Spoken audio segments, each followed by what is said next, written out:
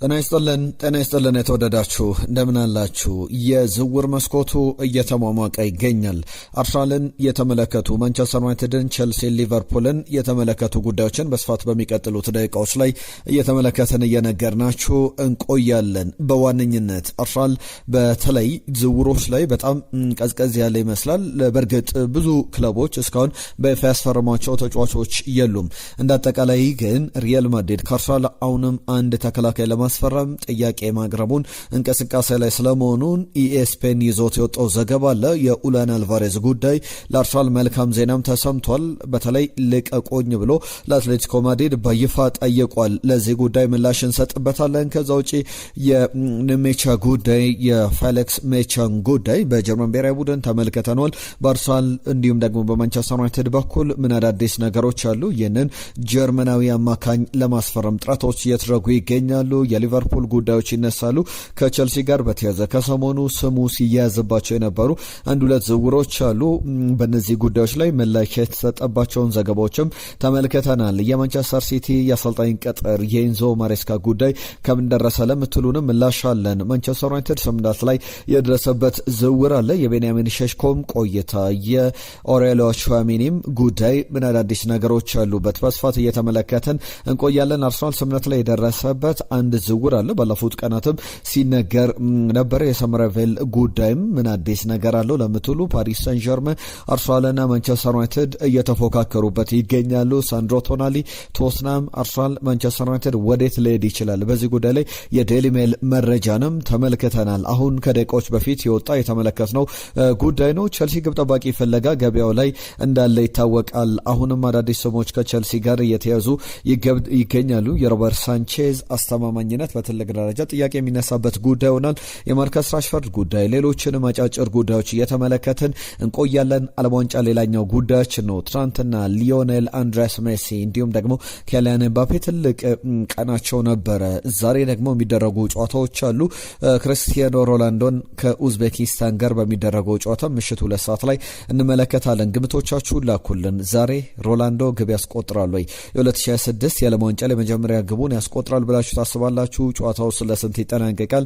ጋና ከእንግሊዝም የሚያደርጉት ጨዋታ ግምቶቻችሁን ላኩልን። በስፋት የምንመለከታቸው ጉዳዮች ናቸው። ወደ መጨረሻ ላይ የዓለም ዋንጫን ጉዳዮች በስፋት እናነሳለን። የእናንተንም ትናንትና የመጡልን ሀሳብ አስተያየት ጥቆማዎችን እያነሳን የነገርናችሁ እንቆያለን። ከማርቲን ኦዴጋርድ ጋር በተያዘ በአርሰናል መቆየት አለበት መልቀቅ አለበት ትላላችሁ? እስቲ ሀሳብ አስተያየቶቻችሁን እየላካችሁልን አብራችሁን ቆዩ። የአርሰናል ጉዳዮች መቀዛቀዛቸውን ታነሳላችሁ። ነገር ግን ለዛ ምላሽ የምንሰጥባቸው ጉዳዮች ይኖራሉ። ይህንን ቪዲዮ ላይክ አድርጋችሁ ጀምሩ። መልእክቶቻችሁን ላኩልን። በቀጥታ ወደ ጉዳዮቻችን አልፈናል። የዓለም እግር ኳስ ዋንጫን በተመለከተ መጨረሻ ላይ እንዳልነው እንመለስበታለን።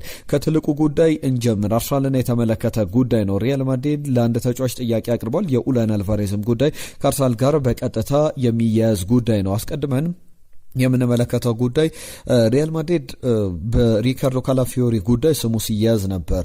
ነገር ግን ከሪካርዶ ካላፊዮሪ ፊቱን ወደ ፒየሮ ኤንካፒ ስለማዞሩ ኢኤስፒኤን አስነብቧል። የተጫዋች ሴንተር ባክም ሌፍት ባክም የመስመር ተከላካይ ሆኖ መገልገል ይችላል። በኤኳዶር ብሔራዊ ቡድን በዓለም እግር ኳስ ዋንጫ ላይም እየተመለከትነው እንገኛለን። የላሊጋው ቡድን በትልቅ ደረጃ ያስፈረማቸው ተጫዋቾች አሉ። በቀይ መስመር ተከላካይ ቦታ ላይ ዴንዝል ደምፍሪስ፣ በማል ስፍራ ቦታ ላይ ተከላካይነት ኢብራሂማ ኮናቴን አስፈርሟል። ከዛ ውጪ ደግሞ የበርናንዶ ሲልቫም ዝውውር ተጠናቋል። አሁን ተራው ደግሞ የፒየሮ ኤንካፒ ይመስላል። ፒየሮ ኤንካፒ ከአንድ ዓመት በፊት በውሰቱ ለአርሰናልን ተቀላቀለ። አርሰናል በቋሚነት የማስፈረም ግዴታም ነበረበት። የውድድር ዘመኑ ሲጠናቀቅ ያንን አድርጓል። የኤኳዶራዊ ተጫዋች 4 ዓመቱ ላይ ይገኛል። በሪያል ማድሪድ ቤት በአሰልጣኝ ጆዜ ሞሪኒዮ በደንብ በጥብቅ እየተፈለገ ይገኛል። ለሳቸው አጨዋወትም በደንብ የሚሆን ይመስላል። በተለይ መከላከል ላይ እንከን የማይወጣለት የትኛውንም አጥቂ በደንብ ማቆም የሚችል ምናልባት የፒየሮ ኤንካፒ እንደ ትልቅ ችግር የሚነሳው ማጥቃት ላይ ትንሽ መቀዛቀዞችን ያሳያል። በእርግጥ በሪያል ማድሪድ ቤት ከዚህ በፊትም የሚነሱ አጋጣሚዎች አሉ። ሪያል ማድሪድ የትልልቅ የዓለም ዋንጫ ከተጠናቀቀ በኋላ ትልልቅ ተጫዋቾችን ለማስፈረም ጥረት ሲያደርግ ተመልክተን እናውቃለን። ከዚህ የዓለም ዋንጫ በኋላ ደግሞ ሌላም የምንሰማቸው ጉዳዮች ይኖራሉ። በእርግጥ ከሪያል ማድሪድ ጋር በተያያዘ በተያያዘ በአርሰናል በጥብቅ የሚፈለገውን የሞሮኮ ብሔራዊ ቡድን ተጫዋች አዩብ ቡዋዴንም ለማስፈረም ጥያቄ ስለማቅረቡ እንቅስቃሴ ስለመጀመሩ የሚያሳዩ ዘገባዎችን ተመልክተናል። 18 ዓመቱ ላይ ይገኛል። በሞሮኮ ብሔራዊ ቡድን የዓለም ዋንጫው ለጨዋታዎች ላይ የሚገርም ቀናትን አሳልፏል። ከዚህ በፊት 2010 የዓለም እግር ኳስ ዋንጫ አፍሪካ ላይ ደቡብ አፍሪካ ላይ ሲጠናቀቅ የጀርመን ብሔራዊ ቡድን ተጫዋች የነበረውን መስት ኦዚልን ሪያል ማድሪድ አስፈርሞ ነበረ። 2014 ላይ ሃሜስ ሮድሪጌዝ እና ኬለር ናቫስን ከዚህ በፊት ያስፈረማቸው የቅርብ ጊዜ ትውስታዎች ናቸው።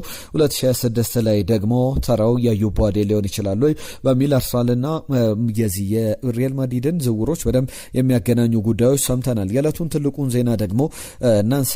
የኡላን አልቫሬዝ ጉዳይ ልቀቁኝ፣ መሄድ እፈልጋለሁ፣ ለእናንተም ለእኛም የሚያዋጣን ወይም ለሁለቱም ወገኖች የሚያዋጣው የኔ መልቀቅ ነው የሚል ሀሳቡን ያነሳል። ኡላን አልቫሬዝ ከስፔን ጋር ቆይታ አድርጎ ነበረ። በተለይ ሪያል ማድሪድ 150 ሚሊዮን ዩሮ ወይም 130 ሚሊዮን ፓውንድ አሊያም 171 ሚሊዮን ፓውንድ አቅርቦ ነበር። ነገር ግን በአትሌቲኮ ማድሪድ ውድቅ ተደርጎበታል። የባርሰሎናው አሰልጣኝ አንዚ ፍሊክም በደንብ የሚፈልጉት ዴኮንም ጨምሮ የስፖርቲንግ ዳይሬክተሩ የባርሰሎና በጣም አድማየር የሚያደርጉት ወደ ባርሰሎና ቢመጣ ባርሰሎናን አንድ ደረጃ አይደለም 2-3 ደረጃ በደንብ ማፎካከር የሚችል ማሳደግ የሚችል ዝውውር ነው ተብሎ ይታሰባል። ተጫዋቹ ከኢኤስፔን ጋር ቆይታ አድርጓል። የምናገረው ነገር እውነታ ያለው በጣም ከልቤ በትክክለኛ ነገር ማንሳት እፈልጋለሁ ይላልና ልደብቀው አልፈልግም።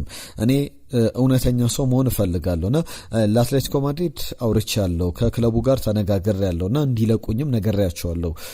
ይህ ዝውውር ወይም ከአትሌቲኮ ማድሪድ መልቀቄ ለእኔ ትክክለኛ ኦፕሽን ነው። ለህይወቴንም ወይም ድሪሜን ለማሳካት ህልሜን ለማሳካት አሁን 26 ዓመቱ ላይ ይገኛልና ስኬታማ ጊዜንም ከዚህ በኋላ ለማሳለፍ ትክክለኛው መንገድ እሱ ይመስለኛል የሚል ሀሳቡን ያነሳል። ከሁለት ዓመታት በፊት 2024 ላይ በጎርጎሮሳውያኑ አቆጣጠር በ95 ሚሊዮን ዩሮ ከማንቸስተር ሲቲ ነበረ ዝውውሩን ያጠናቀቀው። አርጀንቲናዊው አጥቂ በያዝነው ውድድር ዘመን በእርግጥ ከቪክተር ዮኬሬሽ እንኳን የነሱ ግቦችን ነው ያስቆጠረው። በሁሉም ውድድሮች ላይ 20 ግቦችን አስቆጥሯል። በአጠቃላይ ግን 106 ጨዋታዎችን በሁለት የውድድር ዘመኖች ማድረግ ቀላል የሚባል አይደለም። 2024 ላይ መጣ፣ አሁን 2026 ላይ እንገኛለንና በዚህ 106 ጨዋታዎች 49 ግቦችን አስቆጥሯል ለአትሌቲኮ ደ ማድሪድ።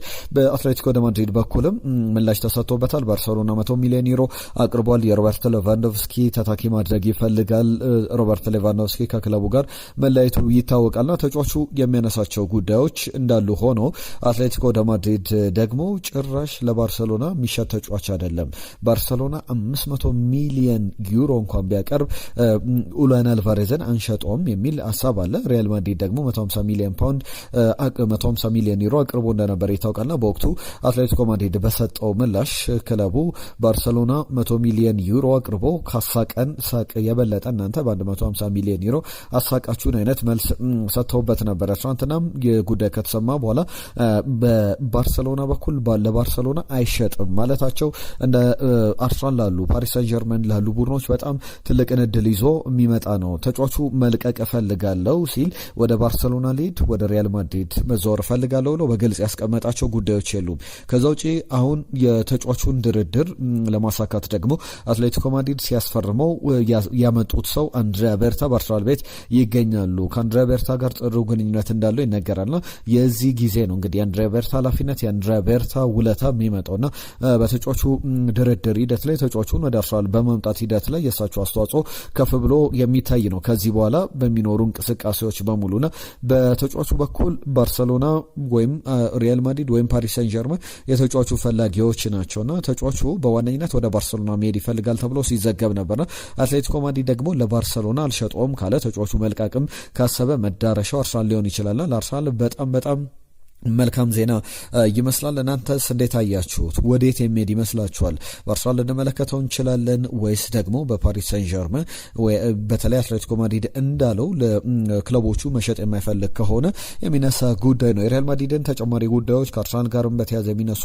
ሀሳቦች አሉ፣ እንመለስበታለን። የኦልትራፎርድን ጉዳይ እናንሳ። ማንቸስተር ዩናይትድ 100,000 ደጋፊዎችን የሚይዝ ግዙፍ ዘመናዊ በተለይ መልቲፕል የሆነ ፐርፐዝ ያለው ስቴዲየምን መገንባት ይፈልጋል። ያስፈልጋል። ፊውቸሪስቲክ የሆነ ስቴት ኦፍ አርት ተብሎ የሚገለጽ አይነት ስቴዲየም ዲዛይን ወጥቷልና በኦልትራፎርድ አቅራቢያ ያንን ስቴዲየም ለመገንባትና ኦልትራፎርድ ደግሞ ከተጠናቀቀ በኋላ ስቴዲየሙ ኦልትራፎርድ የሚፈርስ ይሆናልና በዛ እቅድ መሰረት ከ2 ቢሊዮን ፓውንድ በላይ የተያዘለት። በእርግጥ ያ የ2 ቢሊዮን ፓውንድ እቅዱ ከፍ የሚልበት እድል አለ። ምክንያቱም ያንን ዞን ሌላ አይነት ድባብ እንዲፈጠርበት የማንቸስተር ዩናይትድ ስቴዲየም ኦልትራፎርድ ብቻ የሚገኝበት ሳይሆን አዲሱ ስቴዲየም ስያሜ አልወጣለትም። ነገር ግን በአጭር ጊዜ በ4 ዓመት ሊጠናቀቅ የሚችል ከዛ ውጪ ደግሞ እዙ አካባቢ ላይ ስቴዲየም ብቻ ሳይሆን በጣም ፊውቸሪስቲክ የሚሆን ከተማ የሚገነባበት የእንግሊዝንም ፋይናንሻል እንቅስቃሴ በእጅጉ የሚያሳድግ ዘመናዊ ግንባታዎች የሚፈጸሙበት ይሆናል ተብሎ ይጠበቃል። ማንቸስተር ዩናይትድ በዚህ ግንባታ ሂደት ላይ አስቀድሞ የእቅድ ከወጣ ረጅም ጊዜ ተቆጥሯል። ነገር ግን የግንባታው ሂደት እንዲቀዛቀዝ እንዲዘገይ የተደረገበት ዋነኛው ምክንያት ደግሞ ስቴዲየሙን ለመገንባት ቦታ ያለበት ቦታ ላይ ሪል ስቴቶች አሉና እነዚህ ሪል ስቴቶች ማንቸስተር ዩናይትድ ያቀረበው 50 ሚሊዮን ፓውንድ ነበር ቦታውን ለመግዛት። እነሱ ግን 400 ሚሊዮን ፓውንድ አካባቢ ይከፈለን ብለው ነበረ። አሁን ግን ስምነት ላይ ስለመድረሳቸው የሚያሳዩ ዘገባዎችን በደንብ ተመልክተናል። የማንቸስተር ሲቲና የቸልሲ ጉዳይ ባለፉት ቀናት ሲያነጋግር ነበረ። በተለይ ኤንዞ ማሬስካ ከቸልሲ ከተሰናበተ በኋላ ቸልሲ አሰልጣኙን በቀጥታ አልለቀቀውም። ደሞዙን እየከፈለ ቆይቶታል። በዋነኝነት ደግሞ ያደረገው የውል ማፍረሻውን መክፈል ይችል ነበረ። ቸልሲ ከለቀቀው በኋላ ቦሉ ማፍረሻ አሰልጣኙን መልቀቅ ይችል ነበር። አሁን ግን በቅርብ ጊዜያት ላይ እኛም በተደጋጋሚ አንስተናል። ቸልሲ ብቻ አይደለም ሌሎችም ክለቦች አሰልጣኞችን ሲያሰናብቱ በቀጥታ የውል ማፍረሻቸውን አይከፍሉም። ለምሳሌ ሩበን አሞሪም ወደ ኤሲ ሚላን ሲባል ማንቸስተር ዩናይትድ የሚያተርፈው ገንዘብ ነበረ። ለሩበን አሞሪም የከፈለው ወይም ይከፍሏል ተብሎ የሚታሰበው የካሳ ክፍያ ነበርና ያ የሚቀርለት ነው የሚሆነው ወይም ያ የካሳ ክፍያ በእጅጉ ይቀንሳል። አሰልጣኞቹን ክለቦች ካሰናበቱ በኋላ የሚያደርጓቸው ነገሮች አሉ። በዋነኝነት ደሞዛቸውን እየከፈሉ መቆየት፣ የውል ማፍረሻ አለመክፈል ማለት ነውና ደሞዛቸውን እየከፈሉ ይቆያሉ። በመጨረሻም ያ ወቅት ላይ ሲደርስ ሌላ ክለብ በሚፈልጓቸው በሚመጣ ጊዜ ያ ክለብ አሰልጣኞቹ ለመቅጠር የግድ የኮምፐንሴሽን ክፍያ መክፈል አለበት ነው። ማንቸስተር ሲቲ እና ቸልሲ ሲደራደሩ ነበር። ቸልሲ አሰልጣኙን ከመሾሙ አስቀድሞ ብዙ ድርድሮች ነበሩ። አዲሱን አሰልጣኝ ቻቪ አሎንሶን መሾሙ ይታወቃል። በእርግጥ በዚህ ሂደት ላይ ከማንቸስተር ሲቲ በኩል ማንቸስተር ሲቲ ኤንዞ ማሬስካ እንደሚቀጥር ከተነገረ በኋላ ለምሳሌ ቸልሲ ቻቪ አሎንሶን ቀጥሯል። ሊቨርፑል አንዶኒ ኢራዮላን፣ ሪያል ማድሪድ በዋነኝነት ጆዜን መምጣቱን ተመልክተናል። ብዙ ነገሮች አልፏልና አሁን ሁለቱ ክለቦች በ20 ሚሊዮን ዩሮ ቸልሲ ከኤንዞ ማሬስካ 20 ሚሊዮን ዩሮ እንደሚያገኝ የሚያሳዩ ዘገባዎች አሉ። የቸልሲን አንድ ጉዳይ ልጨምር፣ ወደ በኋላ ላይ በዝርዝር የምንመለስባቸው የትሬቨር ቻሎቫም ጉዳይ ይነሳል። ከዛ አስቀድሜ ግን ቸልሲ ከሰሞኑ ስሙ ሲያዝ ነበር። ከሉካስ በርግቬል ስዊድናዊው ተጫዋች በቶትናም ሆትስፐር መቆየት አልፈልግም ልቀቁኝ ብሎ ክለቡን በይፋ መጠየቁንም ተመልክተናል። ከዛ ውጪ ፓሌስትራንን በተመለከተ ከጣሊያን ሴሪያ ለማስፈረም ፍላጎት አለው።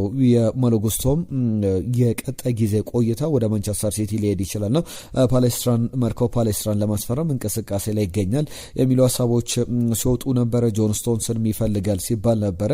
የኤታን ኖኔሪም ስም ከአርሰናል ጋር ስሙ ሲያዝ ነበረ። ከአርሰናል ወደ ቸልሲ ተብሎ ስታንዳርድ ኒውስ ይዞት የወጣው ዘገባ እነዚህን ሁሉ ፍላጎቶች ቸልሲ ላይ የሉም። ቸልሲ ሌሎች እቅዶች ያሉት ክለብ ነው። እንቅስቃሴዎቹ በሙሉ በዚህ ደረጃ ላይ የተቃኙ አይደሉም የሚሉ ዘገባዎችን ተመልክተናል።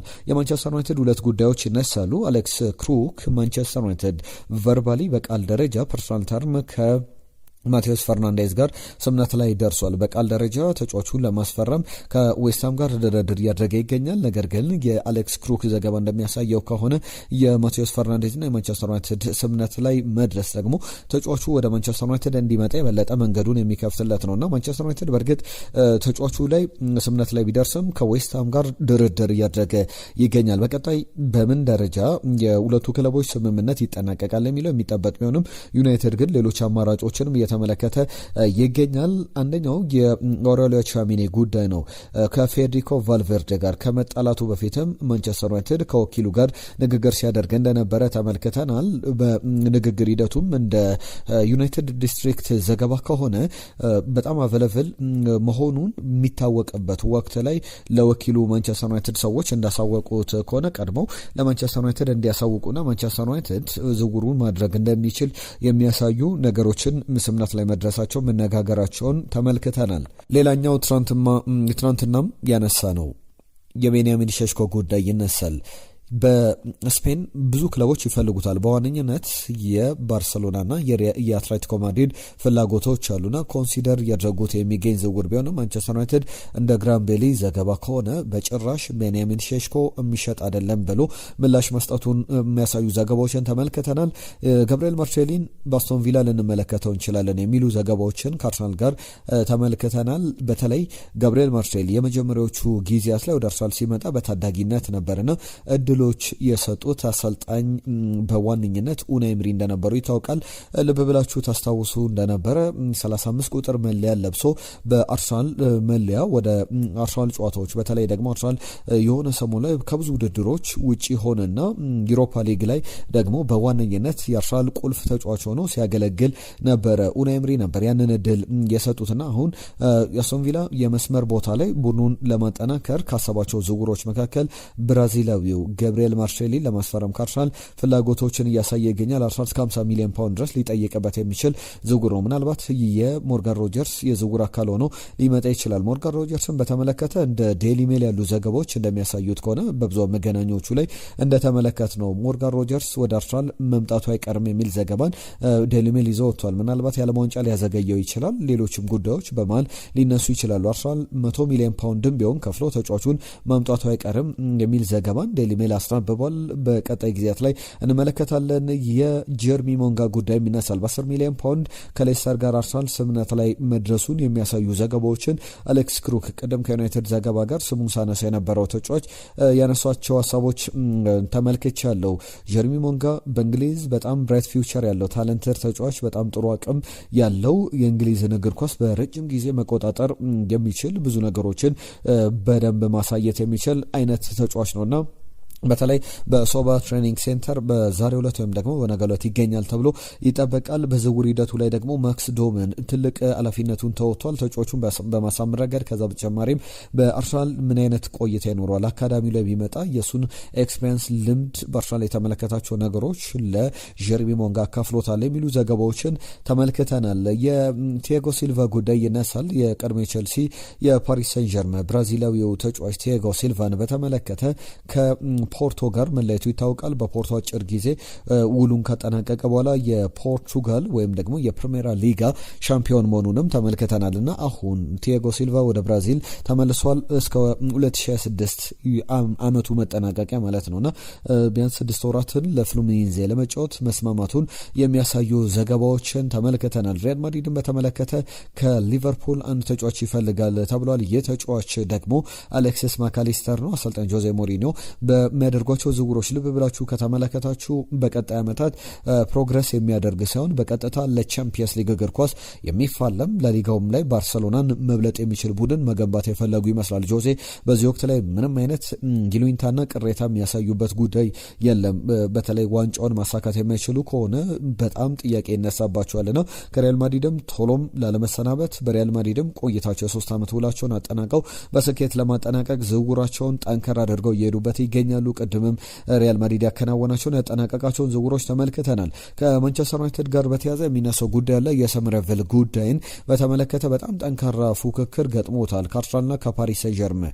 በተለይ ፓሪስ ሰን ዠርመን ብራድሊ ባርኮላን የሚለቅበት እድል ካለ ሰምረቪል ትክክለኛው ተጠባባቂ ተጫዋች ነው። በተለይ ተጫዋቹ እድል ሲያገኝ የሚጫወት ተጠባባቂም ቢሆንም የማያኮርፍ አይነት ተጫዋች ለፓሪስ ሰን ዠርመን ለእነዚህ ክለቦችም ያስፈልጋል። የ4 ዓመቱ ኔዘርላንዳዊ ተጫዋች በዓለም ዋንጫ በመጀመሪያው ለጨዋታዎች ላይ በደንብ የተመለከትነው አይነት ድንቅ ተጫዋች ነው። የመጀመሪያው ጨዋታ ላይ ግብ አስቆጥሯል። ኔዘርላንድ 5-1 ባሸነፈችበት ጨዋታ ላይ የነበረውን እንቅስቃሴ አስተውለናልና በዓለም ዋንጫው ላይ ዋጋው እየጨመረ መምጣቱ አይቀርም በዚህ ብቃቱ የሚቀጥል ከሆነ። ነገር ግን ከዛ አስቀድሞ ክለቦች ድርድር ያደርጋሉ ተብሎ ይጠበቃል። ያን ዲያሞንዴ 120 ሚሊዮን ዩሮ እየተገመተ ሰምረቪል ደግሞ በዛ ደረጃ የማይጠራበት በጣም በትልቅ ደረጃ የማይፈለግበት ምክንያት የለምና የመዳረሻ የት ይሆናል? ፓሪስ ሳን ዠርመን፣ ማንቸስተር ዩናይትድ ወይስ ደግሞ አርሰናል የሚለው በጣም በትልቅ ደረጃ እየተነገረ ያለ ጉዳይ ነው። ከቸልሲ ጋር በተያዘ ትሬቨር ቻሎቫን ለመልቀቅ ይፈልጋል። ኮሞ የተጫዋቹ ፈላጊ ነው። መልቀቅ የሚፈልገው ግን ከአሰልጣኝ ቻቪ አሎንሶ ጋር ተነጋግሮ ነው ተብሏል። በዓለም ዋንጫ ላይ ይገኛል። ቲኖ ሊቨርመንቶን ተክቶ ወደ ዓለም ዋንጫው ሌትሊ ከተጠሩ ተጫዋቾች መካከል አንዱ ነው። 26 ዓመቱ ላይ ይገኛልና በትሬቨር ቻሎቫ በኩል ቸልሲ ትክክለኛ ዋጋ የሚያቀርብ ክለብ ካለ ተጫዋቹን አልሸጥም የሚለው አይነት ዝውውር አይደለም ተብሏል። የቸልሲ ግብ ጠባቂዎች ጉዳይም ይነሳል። ከግብ ጠባቂ ጋር በተያዘ ማይክ ሚኞ የሚላን ኒውስ 24 ዘገባ እንደሚያሳየው ከሆነ በቸልሲ እይታ ውስጥ ገብቷል። ዳግም ቸልሲ የተጫዋቹ ፈላጊ ሆኖ ሲነሳ ነበርና እንደኔ ግን ዲየጎ ኮስታን ከፖርቶ ቸልሲ ቢያስፈርም የተሻለ ዝውውር ይሆናል ብዬ ጠብቃለሁ። ማይክ ሚኞ የፈረንሳይ ብሔራዊ ቡድን ዋነኛው ቁልፍ ተጫዋች ነው። ከዛ በተጨማሪም በኤሲ ሚላንም ያለፉትን ዓመታት ያሳየው ብቃት ጥርጣሬ ውስጥ የሚከተው አይደለም። እንዳጠቃላይ ግን በዋነኝነት እነዚህ ጉዳዮች ከቸልሲ ጋር በተያዘም የሚነሱ ናቸው። ግብ ጠባቂ ቦታ ላይ ሮበርት ሳንቼዝን በትክክል መተካት ያለበት ይመስላል። የተጫዋቹ ወኪል የማይክሚኞ ወኪል ጆናታን ኬቤ ይባላል። ጆናታን ኬቤ ደግሞ ከቸልሲ ጋር ንግግር አድርጓል፣ አፕሩቫልም አግኝቷል ቸልሲ የሚሉ ዘገባዎችን ተመልክተናል። ተጫዋቹ ግን ዝውውሩ በምን ያክል ደረጃ ቶሎ ይጠናቀቃል የሚለው የሚጠበቅ ነው። ማንቸስተር ዩናይትድ አርሰናል የሚፈልጓቸው ሁለት አማካይ ስሞች አሉ። እነዚህ አማካዮች ደግሞ አንደኛው በቶትናም በጥብቅ ሲፈለግ ነበረ፣ ሳንድሮ ቶናሊ ነው። ቶትናም ለተጫዋቹ ጥያቄ አቅርበዋል። በቶትናም ጥያቄ መሰረት ግን ተጫዋቹ ወደዛ መሄድ እንደማይፈልግ የሚያሳዩ ዘገባዎችን ዴይሊ ሜል ተጫዋቹ ምርጫው አርሰናልን መቀላቀል ነው የሚሉ ዘገባዎችም ወጥተዋል። ነገር ግን አርሰናል ደግሞ ተጫዋቹ ሳንድሮ ቶናሊ ወደ አርሰናል መሄድ ቢፈልግም 100 ሚሊዮን ፓውንድ ለተጫዋቹ ዝውውር መክፈል አይፈልግም። ከዛ ይልቅ ደግሞ አነስ ባሉ ዝውውሮች ላይ አርሰናል መሳተፍ ሊፈልግ ይችላል። 100 ሚሊዮን ፓውንድ ባይወጣበት እንኳን ፊዚካሊቲው በጣም ጥሩ የሚባል 69 ሚሊዮን ፓውንድ የውል ማፍረሻ ያለው ዶርትመንድ እስከ 52 ሚሊዮን ፓውንድ ሊሸጠው ይችላል ተብሎ የሚጠበቅ ወንድሙ በሊድስ ዩናይትድ የሚጫወተው ፌሊክስ ሜቻ ወንድሙ ሉካስ ሜቻ በሊድስ ዩናይትድ በአጥቂ ስፍራ ላይ ይጫወታል። እሱ ያንን ቁመት ይዞ ያንን ፊዚካሊቲ ይዞ የቀድሞ የማንቸስተር ሲቲ አካዳሚ ውጤት ወደ ፕሪሚየር ሊግ የሚመለስ ከሆነ መዳረሻው ወይ አርሰናል ወይ ደግሞ ማንቸስተር ዩናይትድ ነው የሚሉ ዘገባዎችን እየተመለከተን እንገኛለን። በብዙ መገናኞች በኩል በዓለም ዋንጫው ላይ ጥሩ ብቃት እያሳየ ካለ ተጫዋች መካከል አንዱ ነው። ለምሳሌ ጋሪ ኔቭል ዓለም ዋንጫው ላይ በዚህ የሚቀጥል ከሆነ በመጀመሪያው ጨዋታ ተመልክተናል፣ ሁለተኛው ጨዋታ ላይ ድንቅ ብቃቱን አሳይቷል። እንደዚህ ያለ የሚቀጥል ከሆነ ፌሊክስ ሜቻን በተመለከተ ከዶርትመንድ ለቆ ወደ ማንቸስተር ዩናይትድ መምጣት አለበት። ማንቸስተር ዩናይትድም እነ ማቴዎስ ፈርናንዴዝን 100 ሚሊዮን ፓውንድ ወይም 80 ሚሊዮን ፓውንድ ከሚያወጣባቸው በእንደዚህ አይነት ዝውውሮች ዝውውሩን ሊያጠናቀቅ ይገባል የሚል ሀሳቦች አሉ። ማርከስ ራሽፈርድን በተመለከተ አርሰናል፣ ቶትናም፣ ሌሎችም ክለቦች ስማቸው ይጠቀሳል። እንዳጠቃላይ ግን ከራሽፈርድ ጋር በተያዘ ከሚነሱ ሀሳቦች መካከል በዋነኝነት የተጫዋቹ ዝውውርን ለማጠናቀቅ 40 ሚሊዮን ፓውንድ አካባቢ ቶትናም ስለማቅረቡና የማንቸስተር ዩናይትድንም መሰረታዊ ጥያቄ ለመሸፈን ወይም የማንቸስተር ዩናይትድ ጥያቄ 40 ሚሊዮን ፓውንድ እንደሆነ ይታወቃልና ለማንቸስተር ዩናይትድም ለቶትናምም ጥሩ ዝውውር ይመስላል። እና አርሰናልስ የዝውውር ከተሰማ በኋላ የሚሰጡት ምላሽ ምን ይሆናል የሚለው የሚጠበቅ ነው። ትናንት ያነሳችሁልን ጥያቄዎች አሉ። በተለይ ደግሞ አቢ የማርቲን ኦዴጋርድ ጉዳይ ይለቃል የሚባለው እውነት ነው ወይ ብሎናል። በትክክል ከማርቲን ኦዴጋርድ ጋር በተያዘ ሳሚ ሞክበል የቢቢሲው ጸሐፊ የቀድሞው የዴይሊ ሜል ጋዜጠኛ ያነሳቸው ጉዳዮች አሉ። አርሰናል ትክክለኛ ጥያቄ ጥሩ ዋጋ የሚቀርብለት ከሆነ ማርቲን ኦዴጋርድን ለመልቀቅ ፍላጎት አለው ተብሏል። ነገር ግን እስካሁን ማርቲን ኦዴጋርድን በተመለከተ ጥያቄ ያቀረበ ክለብ የለም። ብዙ ጊዜ የሚነሱ ስሞች አሉ ከጣሊያን ዩቬንቱስ እንዲሁም ደግሞ የባየርን ጥያቄም ይነሳልና እናንተስ ምን ትላላችሁ ብዬ ቅድም መግቢያ ላይም ጥያቄ አቅርቤ ነበር። ማርቲን ኦዴጋርድ መልቀቅ አለበት ወይስ ደግሞ መቆየት አለበት የሚለውን ጉዳይ ላይ ሀሳብ አስተያየቶቻችሁን አሁንም ላኩልን። ታሪኩ ከደቡብ አፍሪካ የጻፍክልን መልእክት አለ። ስለ አርሰናልም ከልብ እናመሰግናለን። ኤማኑኤል ወይም አሸናፊ ከደቡብ አፍሪካ ላሚን ያማል አዲስ ታሪክ ሰርቷል። ሞሳላውንም ጥሩ ብቃት ላይ መሆኑን ላለማሳየቷል። ኬፕ ቨርድ ጥሩ ተፎካካሪ ሆናለች። ሼሽኮ የሚሸጥ ተጫዋች ነው ብዬ አላስብም። ጥሩ ተሰጥኦ ያለው ታዳጊ ነው። አጥቂ ሸጦ ታሪክ እንደማያበላሽ ማንቸስተር ዩናይትድ ባለሙሉ ተስፋ ነኝ። ዩናይትድ ገዢ ክለብ እንጂ ሻጭ ክለብ አይደለም ብሎናል። መልካም ቀንም ብሎናል። ከልብ እናመሰግናለን። ወገኔ ኃይሉ የጻፈልን መልእክት አለ። ድል ለኦስትሪያ ብሎ ነበረ በትናንትናው ጨዋታ ላይ። ግምቶቻችሁን ግን ብዙዎቻችሁ አላካችሁልንም። የዛሬ ጨዋታዎችንም የዓለም ዋንጫ ላይ ግምቶቻችሁን ላኩልን። ከቤንያሚን ሼሽኮ ጋር በተያዘ ሜላላ አብዲ የጻፈልን መልእክት አለ። ጭራሽ 30 ቁጥር ለባሹ የዩናይትድ ተጫዋች መሸጥ የለበትም ብሎናል። አህመድ ከጅቡቲ በዚህ ከሰሞኑ ጠፋፍቻለሁ በጤና መታወክ ምክንያት ብሏል። እንግዲህ ጤና ወደ ቀድሞ ሁኔታ እንዲመለስ ምኞታችንን እንገልጻለን። አህመድ ከጅቡቲ ሞርጋን ሮጀርስ ወደ አርሰናል መምጣቱ የሚቀር አይመስልም።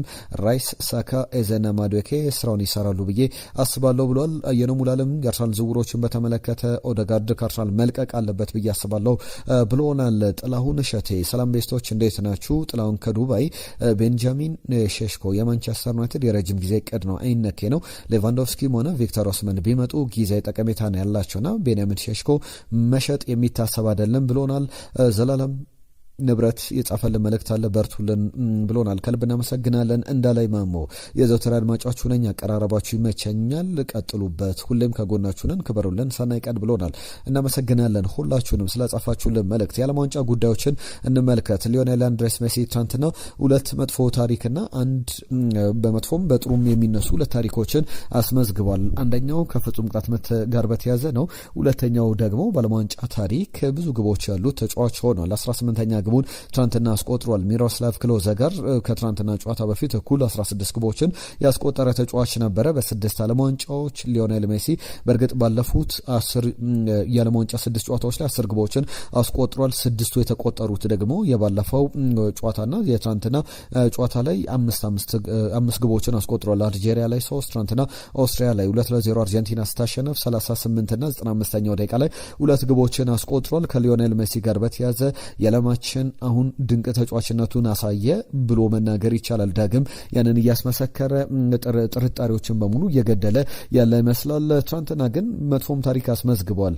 10 የፍጹም ቅጣት ምቶችን መቷል በዓለም ዋንጫ ላይ እስካሁን በተደረጉ ባደረጋቸው ጨዋታዎችና እንዳጠቃላይ ሊዮኔል አንድሬስ ሜሲ ከበላይ ጨዋታዎችን አድርጓል በዓለም ዋንጫ ላይ እንደሚታወቀውና 33ኛው ደቂቃ ላይ የሳታት ፍጹም ቅጣት ምት በሜሲ በኩል በአጠቃላይ በዚህ በአርጀንቲና ብሔራዊ ቡድን በዓለም ዋንጫ ላይ 3ኛ ፍጹም ቅጣት ምቱን የሳተውና ዓለም ዋንጫ ላይ ብዙ ፍጹም ቅጣት ምት የሳተ ተጫዋች ነው። በአጠቃላይ 149 ፍጹም ቅጣት ምቶችን በተጫዋችነት ታሪኩ ለባርሴሎና፣ ለኢንተር ማያሚ፣ ለፓሪስ ሰን ዠርመን፣ ለአርጀንቲና ብሔራዊ ቡድን 133ቱን የሳተበትን ቁጥሮችም ተመልክተናል። ከሊዮኔል ሜሲ ጋር በተያዘ ሮላንዶ ሉዊስ ናዛሪዮ ዴሌማ ወይም አርናይን ብራዚላዊው እየሰጡ አስተያየት አለ።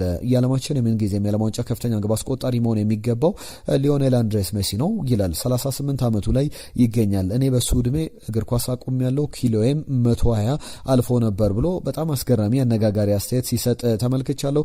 ቅድም እንዳልኩት ነው ባለፉት 6 ጨዋታዎች 10 ግቦችን አስቆጥሯል። ኳታር ላይ በ16ቱ ጥሎ ማለፍ፣ አውስትራሊያ ላይ ከዛ ተጨማሪ ኔዘርላንድ ላይ በግማሽ ፍጻሜ ሰሚ ፋይናል ላይ ክሮኤሽያ ላይ በፍጻሜው ፈረንሳይ ላይ 2 ግቦችን አስቆጥሮ ነበር። 5 ግቦችን ማለት ነው። በዚህኛው ዓለም ዋንጫ ደግሞ በሁለት ጨዋታዎች ላይ አልጄሪያና አውስትሪያ ላይ 5 ግቦችን አስቆጥሯል። አጠቃላይ 10 ግቦች ላይ ደርሷል። ሌላኛው ጨዋታ ኬሊያን ኤምባፔ የነበረበት 2 ግቦችን ያስቆጠረበት ከሚሮስላቭ ክሎዘ ጋር በዓለም ዋንጫ ታሪክ 16ኛ ግቡን ያስቆጠረበት 16 ጨዋታዎችን አድርጓል። ሊዮኔል ሜሲ በእርግጥ በዓለም ዋንጫ ላይ ከኬሊያን ኤምባፔም በላይ ብዙ ጨዋታዎችን አድርጓል። ከ20 በላይ ጨዋታዎችን አድርጓል። ኬሊያን ኤምባፔ ግን 16 ጨዋታዎችን አድርጎ 16ኛ ግቡን ያስቆጠረበት ትናንትና ምን ያክል የተለየ ተጫዋች እንደሆነ፣ ምን አይነት ሞመንተም ላይ እንደሆነ፣ ምን አይነት ፍላጎት ላይ እንዳለ የተመለከትንበት ነው። ምናልባት የዚህ የዓለም ዋንጫ ላይ የፈረንሳይ ብሔራዊ ቡድን ዋንጫውን የሚያሸንፍ ከሆነ ኬሊያን ኤምባፔም የዚህ የዓለም ዋንጫ ክብረ ወሰንን ማሻሻል የሚችል ከሆነ ወይም ግቦችን እያስቆጠረ ከቀጠለ በሚገርም ሁኔታ የዓለም ዋንጫው ላይ ባሳየው ብቃት ባሎን ዶርን ሊያሸንፍ ይችላልና ያንን ከፊቱ እየተመለከተ እየተጫወተ እንዳለ ማሰብ ይቻላል። የፈረንሳይ ብሔራዊ ቡድን ትናንትና ኢራቅን 3-0 አሸንፏል። ኦዝማን ዴምቤሌም ሌላኛውን ግብ አስቆጥሯል። የሚገርም አይነት ድንቅ ጥምረት ያለበት ቀጣይ ጨዋታ ዓለም የሚያስናፍቅ ነው። በተለይ ቀጣይ ጨዋታ ከኖርዌይ ጋር ይደረጋል። ኖርዌይ ደግሞ ሴኔጋልን አሸንፋለች። ሴኔጋል 3-2 በሆነ ውጤት በኖርዌይ ተሸንፋለች። አርሊንግ ብራውት ሃላንድ ትናንትና 2 ግቦችን ያስቆጠረበት ጨዋታ ነበረ። በዚህ ጨዋታ ላይ ኖርዌይ በዓለም ዋንጫ ታሪክ አዲስ ታሪክ ለራሷ ለግሉ አስመዝግባለች። ያም በዓለም ዋንጫ ላይ አንድ ጨዋታ አሸንፋ ልታቅ ትችላለች። በአንድ የዓለም ዋንጫ ላይ ግን ጨዋታዎችን አሸንፋ አታውቅም። ኖርዌይ ላይ ግን ትናንትና ያንን ተመልክተናል። ፔደርሰን እንዲሁም ደግሞ ሃላንድ ግቦቹን አስቆጥሯል። ኢስማኤል አሳር ሁለቱን የሴኔጋል ብሔራዊ ቡድን ግቦች ያስቆጠረ ተጫዋች ነው። በአጠቃላይ ከኖርዌይ ጋር በተያዘ አርሊንግ ብራውት ሃላንድ ከሳምንት በፊት ባለፈው ማክሰኞ ነበረ ለመጀመሪያ ጊዜ በዓለም ዋንጫ ላይ የተጫወተው። ከሳምንት በኋላ ደግሞ የኖርዌይ ብሔራዊ ቡድን የዓለም ዋንጫ የምንጊዜም ከፍተኛ ግብ አስቆጣሪ ሆኗል። 4ኛ ግቡን ያስቆጠሩ በሁለት ጨዋታ 4 ግቦች በጣም ብዙ የሚባል ቁጥር ነው። አሁን የቶፕ ግብ አስቆጣሪዎችን ስንመለከት ኬሊያን ኤምባፔ ያለ፣ ሊዮኔል ሜሲ ያለ፣ ብዙ ተጫዋቾች ብዙ ግቦችን እያስቆጠሩ ይገኛሉ። ሴኔጋል ግን ሁለቱንም ጨዋታ ተሸንፋለች። ከኢራቅ ጋር የመጨረሻ ጨዋታዋን ታደርጋለች። ያንን ጨዋታ ለማሸነፍ ወደ ሜዳ ይገባሉ ተብሎ ይጠበቃል። ይህንን ጨዋታ መሸነፋቸው ግን ትልቅ ወደ ቀጣይ ዙር ለማለፍ 32ቱን ጥሎ ማለፍ ዙር ለመቀላቀል እድላቸውን ያጠበቡበት እንደነበረ ተመልክተናል። ሌላኛውን ጉዳይ እንመልከት። ዛሬ የሚደረጉ ጨዋታዎች ፖርቹጋል ከኡዝቤኪስታን። ክርስቲያኖ ሮናልዶ ከሰሞኑ ሲብጠለጠል ነበረ። የፍራንቸስኮ ኮንሴሳውም አንድ ሀሳብ ሲሰጥ ነበር። ለክርስቲያኖ ሮናልዶ ኳሶችን የማቀበል ግዴታ የለብንም፣ እሱ ላይ አቀብሉ ተብለንም ወደ ሜዳ እንገባም፣ ሁላችንም እንደ ቡድን የፖርቹጋል ብሔራዊ ቡድን ስኬታማ ለማድረግ ነው የምንጫወተው፣ ክርስቲያኖ ሮናልዶ በቡድን ውስጥ ያለ ትልቅ ምሳሌያችን ነው የሚል አስተያየቱን ሰጥቶ ነበረ። አሁን ከኡዝቤኪስታን ጋር በሚደረገው ጨዋታ የመጀመሪያውን ጨዋታ ከዲሞክራቲክ ሪፐብሊክ ኦፍ ኮንጎ ጋር ባቸው ውጤት ነበረ ፖርቹጋል ጨዋታዋን ያጠናቀቀችው። ምሽቱ 2 ሰዓት ላይ በሚደረገው ጨዋታ ላይ ሮናልዶ ግብ ያስቆጥራል ብላችሁ ታስባላችሁ? እስቲ ሀሳብ አስተያየቶቻችሁን ላኩልን። እንግሊዝ ከጋና የሚያደርጉት ጨዋታ ምሽት 5 ሰዓት ላይ ይደረጋል። በጋና ብሔራዊ ቡድን በኩል የመጀመሪያ ጨዋታውን አሸንፏል። በእንግሊዝ ብሔራዊ ቡድን በኩል የመጀመሪያ ጨዋታ ማሸነፍ የቻለበትን ጨዋታ ተመልክተናልና ሁለቱም 3 ነጥቦች አሏቸው። ጋና ከእንግሊዝ የሚደረገው ጨዋታ በደንብ የሚጠበቅ አይነት መርሃ ግብር ነው። በእንግሊዝ ብሔራዊ ቡድን በኩል ግምቶቻችሁን እየላካችሁልን አብራችሁን ቆዩ። ከእኩለ ሌሊት በኋላ 8 ሰዓት ላይ ፓናማ ከክሮኤሽያ እንዲሁም ንጋት 11 ሰዓት ሲል የሚደረግም ጨዋታ አለ። ዲሞክራቲክ ሪፐብሊክ ኦፍ ኮንጎ ከኮሎምቢያ ጨዋታቸውን እያደርጋሉ። የዓለም ዋንጫ በዚህ ደረጃ እንደቀጠለ ይገኛል። የእናንተን ሀሳብ አስተያየቶችም ላኩልን። በርከት ያሉ ጉዳዮችን አነሳን። የተወደዳችሁ ስለሰጣችሁን ጊዜ ስለ ሀሳብ አስተያየቶቻችሁ ይህንን ቪዲዮም ላይክ አድርጋችሁ አብራችሁን ስላላችሁ ከልብ እናመሰግናለን። ነገ ሁለት አዳዲስ ጉዳዮችን ያልሰሙ መረጃዎችን ይዘን እንመለሳለን። የዛሬን እዚህ ላይ አጠናቀቅን። ጤና ይስጥልን።